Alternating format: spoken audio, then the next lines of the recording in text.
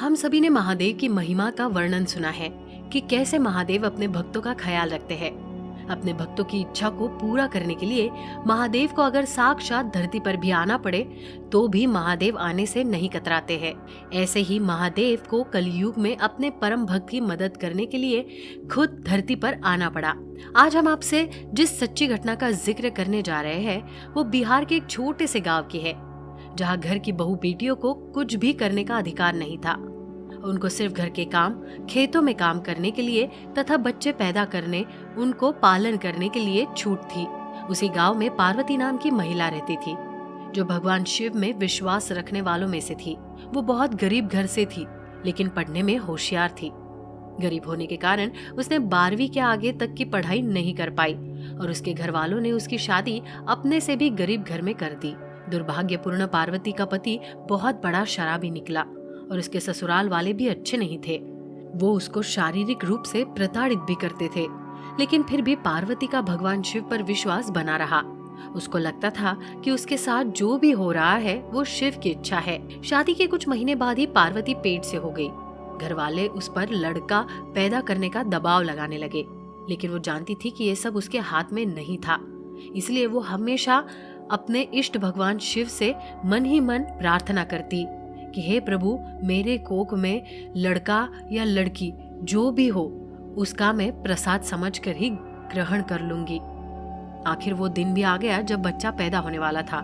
घर में दाई माँ को बुलाया गया और घर के बाहर सभी लोगों को लड़का पैदा होने का इंतजार करने लगे, लेकिन शायद भगवान शिव को कुछ और ही मंजूर था।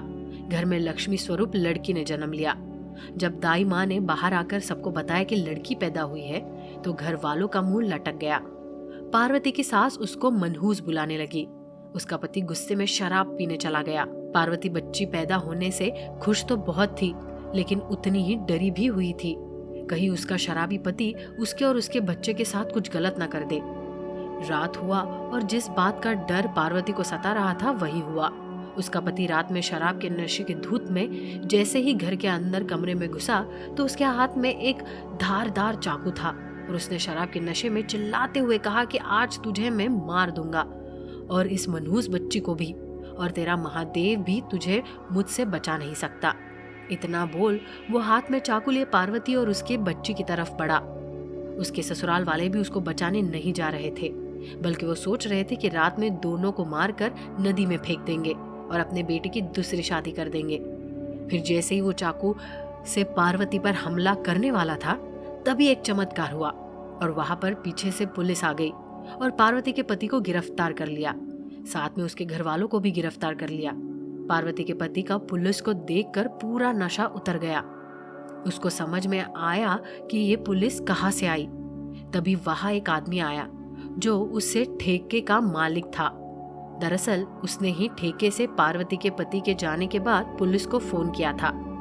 उसने पुलिस को बताया था कि पार्वती का पति दारू पीते समय अपने दोस्तों से अपनी बीवी और पैदा हुई बच्ची का खून करने के बारे में बोल रहा था।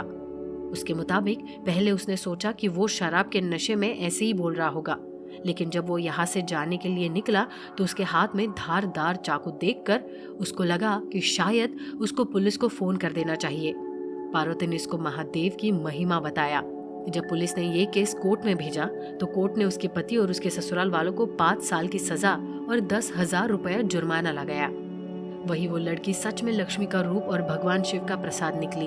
जब 5 साल बाद उसके ससुराल वाले जेल से छूट कर आए तो देखा कि उनका कच्चा मकान अब पक्के मकान में बदल चुका है।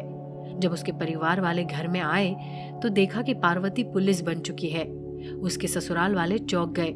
उन्होंने पार्वती को पुलिस के ड्रेस में देखकर उससे बड़ा प्यार से पूछा कि ये सब कैसे हुआ। तो उसने बताया कि उसने पुलिस का फॉर्म भरा था और उसका ट्रैफिक पुलिस के लिए चुन लिया गया। उसने बताया कि ये सब उस बच्ची के जन्म लेने के बाद से हुआ। उसके पैदा होने से उसकी किस्मत बदल गई। ये सुनकर घर वाले भी समझ गए कि लड़की सच में लक्ष्मी का रूप होती है। उस दिन के बाद उसके घर वालों ने कभी भी उसका तिरस्कार नहीं किया और उसके पति ने परिवार ने उस बच्ची को लक्ष्मी का रूप मानकर उसको अपना लिया। तो दोस्तों, आपने देखा कि महादेव कैसे अपने भक्तों की मदद करते हैं।